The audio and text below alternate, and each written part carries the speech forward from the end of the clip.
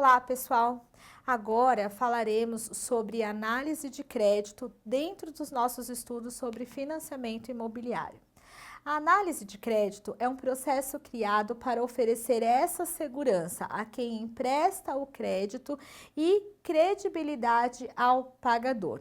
Ou seja, claro que nenhuma instituição financeira, ninguém emprestará nenhum valor a outra pessoa sem antes fazer ali uma análise de acordo com critérios próprios, objetivos ou mesmo subjetivos, de que ao final ela tenha a certeza de que aquele valor de alguma forma lhe será devolvido, né? Corrigido, com juros, com encargos, mas enfim, a ideia do empréstimo é justamente receber ali a devolução. E é esse estudo, esta análise que é feita para o comprador, quando ele se propõe, ou quando ele requer, na verdade, quando ele pede ali um financiamento imobiliário. É um empréstimo, de novo, já falamos isso algumas vezes, né? Financiamento imobiliário é um empréstimo de dinheiro para a finalidade de aquisição de um imóvel, mas não deixa de ser um empréstimo. Então, claro que aquele que empresta o valor vai querer saber se aquele dinheiro voltará para ele, quais as chances, qual a segurança, qual a credibilidade daquele que requer o empréstimo perante ali a associação comercial, perante o mercado, perante as outras instituições financeiras que dêem indícios, né, o que possam ali mesmo que, né, de maneira ali tênue, garantir ou dar ali uma certeza de que aquele valor em algum momento será devolvido. Então, claro que só, né, para fecharmos esse ponto introdutório, ninguém é obrigado a emprestar dinheiro para outra pessoa, né? Nenhuma instituição financeira, nenhum agente financeiro tem a obrigação de emprestar. Ele pode colocar dentre os produtos que ele oferece no mercado essa possibilidade de realizar empréstimos com o escopo de financiamento imobiliário. Mas ele, como agente financiante, como dono daquele capital, é que vai estipular as regras. Quando vai emprestar, quanto vai emprestar, se irá emprestar, em quais condições, né, ele quer, ele pretende, ele é interessante dentro da análise de risco dele realizar tal empréstimo ou não. Como que ele faz, né, essa verificação de que em algum momento ele vai ter ou não a devolução daquele capital? Através da análise de crédito. Obviamente que o primeiro ponto que é levado em consideração em qualquer análise de pedido de crédito ou de solicitação de crédito é justamente o perfil do comprador, o perfil daquele que pede o dinheiro emprestado. É possível que esse comprador, ele seja alguma dessas, né, ele exiba algumas dessas características, cargos ou funções que estão aqui no nosso slide. Vamos começar pelo perfil do comprador assalariado. Perfil do comprador assalariado, gente, é aquele que tem uma renda o quê? Formal, é aquele que recebe salário, ele tem ali um registro em carteira, ele recebe né, ali através dos seus pagamentos, desculpem, os comprovantes de pagamento, ele tem os olerites. Esse assalariado, ele tem também recolhimento de FGTS, ele tem recolhimento de INSS. Então, esse perfil de comprador assalariado, ainda pelo mercado, é um perfil de comprador que ofereceria, em tese, menos riscos de inadimplemento, né? Se nós fizermos uma análise aí sobre todas as outras possibilidades, e essas daqui também não são, né, não se esgotam nessas daqui, existem muitas outras formas de trabalho que não seja, né, através de salário, enfim, ou de aposentado, de estagiário, existem muitas possibilidades, mas vejam vocês que nem mesmo atualmente, né, agora no momento em que nós vivemos, o perfil assalariado pode ser tido como uma garantia de adimplemento. mesmo porque o assalariado também pode a qualquer momento ser dispensado, né, com ou sem justa causa. Então, por N razões, pode ser que aquele emprego assalariado que havia pode ser que em algum momento não exista mais, ou porque a empresa muda de lugar, né, ou porque a empresa fecha, enfim, gente, às vezes nem é a demissão pontual daquele funcionário, mas vejam que nem na hipótese do assalariado nós temos uma garantia efetiva de que aquele emprego sempre existirá e que aquela parcela, né, do valor devido sempre será paga, não é por aí, mas o mercado ainda enxerga o perfil do assalariado como uma garantia forte, ali, uma garantia suficiente para o empréstimo de dinheiro. Segundo perfil de comprador, seria ali o funcionário público. Funcionário público, então, é aquele que presta concurso público ou que está ali exercendo uma função pública, por exemplo, por um cargo em comissão, um cargo de confiança. De toda forma, pessoal, o funcionário público também pode ser contratado sob duas modalidades e às vezes nós esquecemos. Existem funcionários públicos seletistas. Tem funcionário público que tem registro em carteira, que tem ali regimento de CLT dentro da sua contratação, dentro do exercício daquela função pública. Como também existe ali o funcionário público estatutário.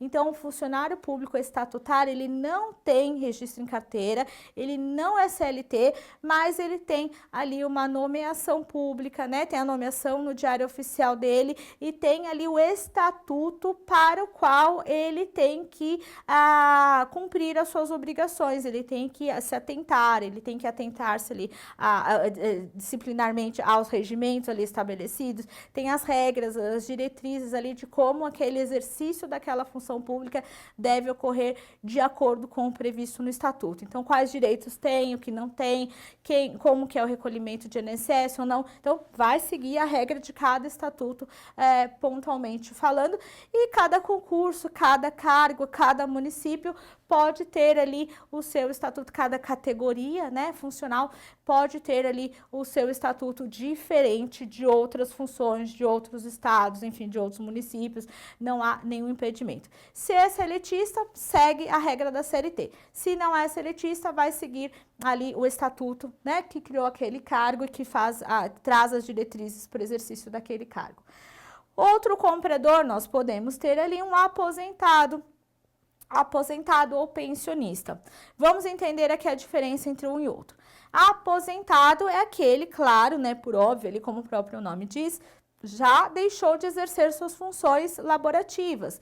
Ele já teve deferida, já teve concedida pelo órgão previdenciário ou pela previdência ali privada, complementar, já teve concedida ali a sua aposentadoria. Então, nós precisaremos comprovar na análise de crédito dele essa situação de aposentado, pela publicação no Diário Oficial ali da aposentadoria, pela carta de concessão da aposentadoria, enfim. Existe um outro cenário que é justamente ali do pensionista, daquele que, por exemplo, recebe pensão por morte, né? Então, olha lá, tinha um casal, o esposo faleceu, a esposa ali, se devidamente cadastrada, por exemplo, no órgão previdenciário, no INSS, ela tem direito, claro, né, se atingirem ali, se atendidos todos os requisitos na lei, a receber a pensão por morte do marido dela. Vejam que nesta situação a pensão por morte tem caráter definitivo, porque o marido não vai ressuscitar, claro, né, gente? Então aquela pensão não vai ser revogada. Então, nesse caso, por exemplo, é uma possibilidade que essa pensionista pode requerer, exibindo essa concessão de pensão como comprovante de renda. Por quê? Porque aquela situação não muda. Outro cenário, aqui, né, vou sair um pouco da questão do órgão previdenciário, é a pensão alimentícia, ou a pensão alimentar, ou a prestação alimentar. Imaginem vocês aquela situação do ex-casal em que a mãe fica com a guarda do filho. O pai deve alimentos para o filho, então ele paga pensão para o filho. Vejam que esta situação, diferente da primeira possibilidade de pensão, é temporária, ela não é permanente, por N razões. Por quê? Porque essa criança, uma vez vai atingir ali a maioridade civil, não vai ter direito à pensão, ou vai se formar ali na faculdade, vai perder o direito aos alimentos, ou vai se emancipar, vai casar, vai ter economia própria, enfim. Vejam que nesse segundo exemplo, a pensão, essa pensionista, ela não tem esse caráter permanente como teria na primeira. Então vejam que é um documento frágil para se comprovar a renda. Primeiro porque a pensão não é devida, nesse nosso exemplo, para a mulher, é devida para o filho. Então, não compõe a renda da mãe, não é renda dela. A não ser que a pensão fosse ali de ex-casal que paga, né, para ex-esposa durante um tempo também. Hoje em dia, os juízes não têm concedido mais aquelas pensões para as mulheres em caráter definitivo, né? As pensões haviam quando, né, ao divórcio e durante muito tempo entendeu-se que a mulher, por conta do casamento, deixava o mercado de trabalho para se dedicar exclusivamente ao casamento e na ocasião do divórcio ela não conseguia se recolocar no mercado de trabalho, então o marido pagaria essa pensão ali ad eterno, definitivamente. Hoje em dia nem esse tipo de pensão não é reconhecido mais pelos juízes, os juízes concedem um tempo para a mulher se readequar, ou o homem, enfim, é totalmente possível também o exemplo inverso. O que vocês precisam analisar da característica ali do perfil do pensionista é se essa pensão é dele, primeiramente, né? Se é destinada a ele ou filho, por exemplo, ou ao incapaz, e também qual que é a possibilidade dessa pensão em algum momento ser retirada, né? Dela ter esse caráter ali temporário, não definitivo. Se for desta forma, não vai configurar renda, hein, pessoal? Porque, veja, durante aquele tempo que não se sabe quanto tempo vai durar, né? Enfim, não tem uma garantia. Como que o banco vai emprestar dinheiro se ele não sabe quanto tempo aquela situação vai permanecer? Quando que aquele pagamento será revogado? E se daquele pagamento que sai o pagamento da parcela, né, do valor que ele emprestou. Então, façam essa análise aí sobre a temporalidade da pensão. Empresário também pode requerer, né, claramente ali a obtenção de uma linha de financiamento para a compra de imóveis, sem problema nenhum. Nós veremos depois quais as documentações são necessárias para que cada um desse perfil de comprador possa requerer ali o financiamento. Então, seja empresário individual, seja, né, limitada, qualquer tipo de sociedade, o empresário pode fazer prova ali dos seus prolabores, das suas retiradas mensais e, com base nesses documentos, requerer também ali a obtenção do seu financiamento. Estagiário e bolsista, nós temos a possibilidade também do estagiário ou daquele que recebe bolsas de estudos, enfim, por exemplo, um pesquisador, né, um pesquisador bolsista, consiga comprovar a renda. Claro que, né, gente, como, por exemplo, o contrato de estágio no máximo ali 24 meses, no máximo de 2 anos, não vai conseguir embasar de maneira definitiva, de maneira segura, perante o agente de financiamento ali, a 36 anos, desculpem, 360 meses ou 30 anos de financiamento, se o contrato vai garantir apenas ali os 2 primeiros anos. Mas é uma carta na manga para vocês quando nós temos a possibilidade de rendas conjuntas, né? Vocês podem ver ali que não há limite de pessoas para compor renda na hora de adquirirem ou de pretenderem um financiamento. E que também não existe necessariamente o requisito de vínculo entre essas pessoas. Então, se vocês quiserem, né, na verdade, o cliente de vocês, né? Vamos mudar aqui o nosso exemplo. Quiser comprar com um vizinho, com um primo, com um amigo, não tem problema nenhum, é super possível, né? Não há nenhuma necessidade de vínculo sanguíneo entre as pessoas que compõem aquela renda que será considerada na hora do financiamento. Então, às vezes, esse contrato de estágio faz aquele complemento da renda que faltava. Então, ele não garante, claro, os 360 meses, mas durante um tempo ele garante um pouco, uma parte aquela renda conjunta. Às vezes já tem 2, 3 pessoas envolvidas no financiamento, mesmo assim falta ali, não sei, 10, 20 reais ali para complementar, né, o que vocês precisam para liberar o financiamento para o cliente de vocês. Daí junta o contrato de estágio ou o contrato de bolsa que ele vai fazer esse reforço aí inicial para a concessão do financiamento. E aí as rendas automaticamente, né, por mais que o contrato de estágio vai ser rescindido pelo decurso do prazo, as rendas dos outros ali envolvidos no financiamento com certeza aumentarão. A ordem natural é que elas aumentem, né, com o passar do tempo, haja progressão salarial e acaba compensando e cobrindo esse contrato que uma hora não vai existir mais. Também é possível que o comprador tenha renda informal. Então, aquele que não é registrado, aquele, por exemplo, que trabalha com cabeleireiro, o médico às vezes não tem registro, o advogado, o motorista de aplicativo, o taxista, então o feirante, é possível, né, que mesmo esse tipo de obtenção de renda não formalizada consegue fazer a comprovação dos rendimentos mensais e consegue também muito claramente, muito seguramente realizar ali o seu financiamento imobiliário sem problemas nenhum, tá bom, pessoal? Documentos, então, que o comprador precisa apresentar na hora da análise de crédito. Óbvio que aqui é só uma estrutura, né? Só uma espinha dorsal dos principais documentos que são solicitados. Esses daqui são solicitados em todas as hipóteses. Olha lá, primeiro documento é o RG, segundo documento CPF, terceiro ali certidão de estado civil. Estado civil por quê, pessoal? Justamente para provar aquela situação que a gente já falou algumas vezes aqui durante as nossas aulas. Aquele que é casado não pode comprar sozinho. Ele precisa obrigatoriamente que também seja analisado o seu cônjuge, o crédito do seu cônjuge. Então, se o cônjuge tiver uma restrição de R$10, por exemplo, ele não vai conseguir obter aquele financiamento. Vai ser impeditivo, porque é obrigatório fazer a análise dos dois. Por isso que precisa juntar ali a certidão de estado civil. Se é solteiro, vai ter o quê? Certidão de nascimento. Se é casado, precisa apresentar certidão de casamento.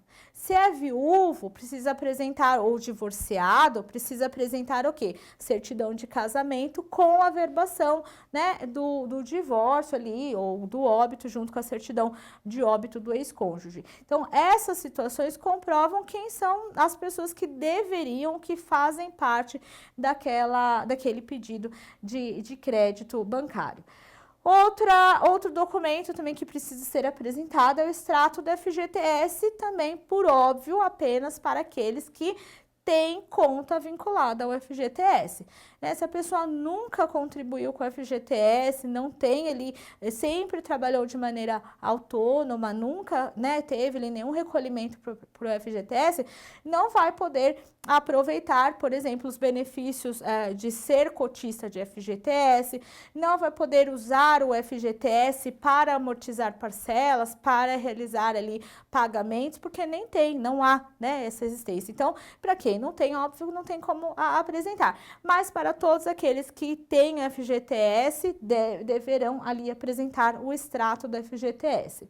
CTPS, também carteira de trabalho e previdência social, apenas para os que trabalham registrados ou para aqueles que nunca trabalharam registrados, mas têm a carteira de trabalho. Então, tanto a existência do vínculo como a inexistência de qualquer vínculo precisam ser provadas. Então, é necessário que essa carteira vem ali em branco, né, com páginas em branco ou com as páginas ali com as contratações baixadas, né? Vocês ali que já trabalham na área, já atuam, sabem que é importante para o crédito, é importante para a análise de crédito do cliente de vocês que não haja registros abertos. Por quê? Porque se houverem, eles serão possivelmente considerados na análise de crédito.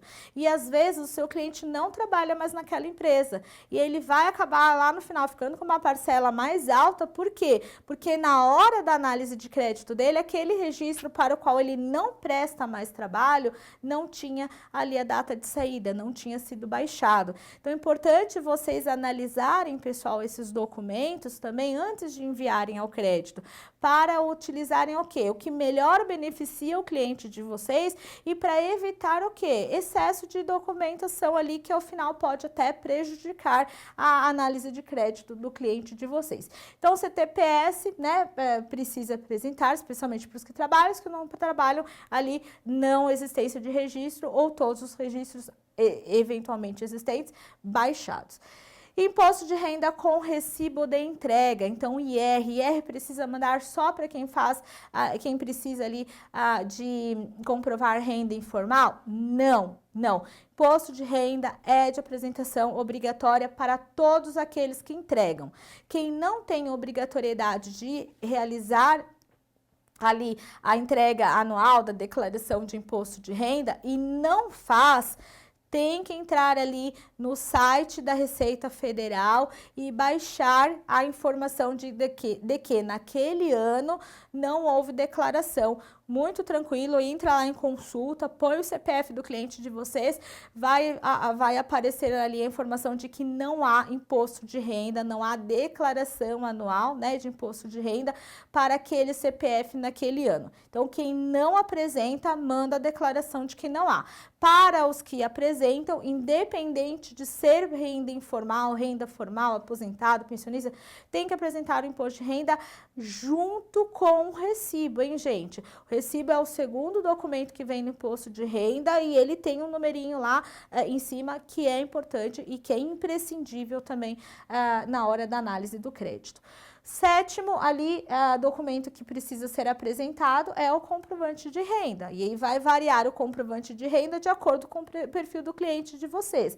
Né? Se é ali renda formal, vai apresentar o holerite, se é aposentado, vai apresentar também ali o holerite de recebimento de aposentadoria. Se é renda informal, vai apresentar extrato bancário, conta de consumo, cartão de crédito, limite em conta, enfim, tudo que corrobore ou que possa comprovar aquela renda, né, mensal para quem não tem comprovante. Quem tem comprovante apresenta apenas ali o comprovante. Agora, não tem, então existem ali muitas possibilidades, a normativa da Caixa traz muito claras ali todas as possibilidades, por exemplo, é possível até aferir renda de cliente com base no extrato de FGTS.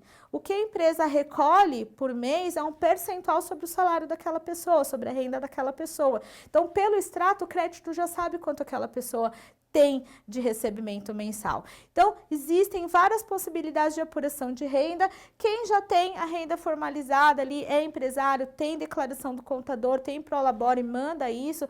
Renda informal, vai dar uma olhadinha lá na normativa da Caixa, por exemplo, quando, né, a financiadora é a Caixa Econômica Federal, ou veja junto ao banco que se pretende, o banco privado ali que se pretende a obtenção daquele financiamento, quais documentos são hábeis a comprovar a renda informal, né, comprovante de renda informal.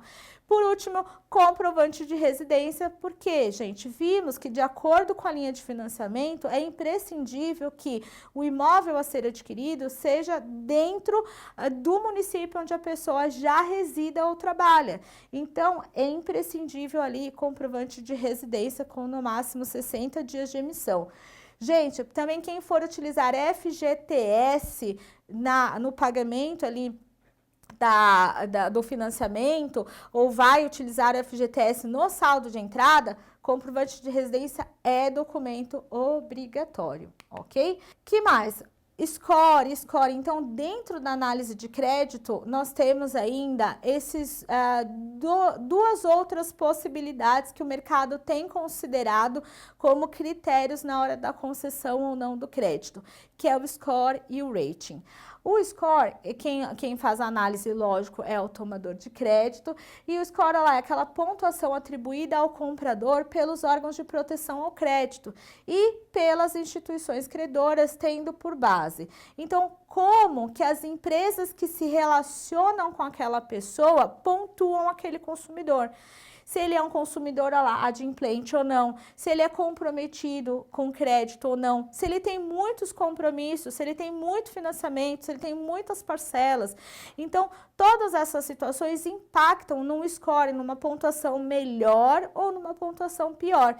E aí, quando o agente ali, financeiro, de financiamento, tem acesso a esse número, é um indicativo de que ela vai receber o dinheiro dela de volta ou que possivelmente ela não receberá o dinheiro de volta. Então, por isso que também o score, assim como o rating, têm sido considerados pelas instituições na hora de conceder ou não crédito para o cliente. O score, vocês conseguem melhorar o score do cliente de vocês. É possível trabalhar o score de maneira totalmente legal, de maneira lícita, vocês orientarem os clientes de vocês a fazerem ajustes bastante simples, né? Olha lá, por exemplo, registro de dívida e pendência, lógico, enquanto tiver registro de dívida e pendência, nem sai ali aprovação de financiamento nenhum. Mas às vezes tem dívida que não deveria nem constar ali mais, são dívidas que passaram dos 5 anos, mas não prescreveram ainda.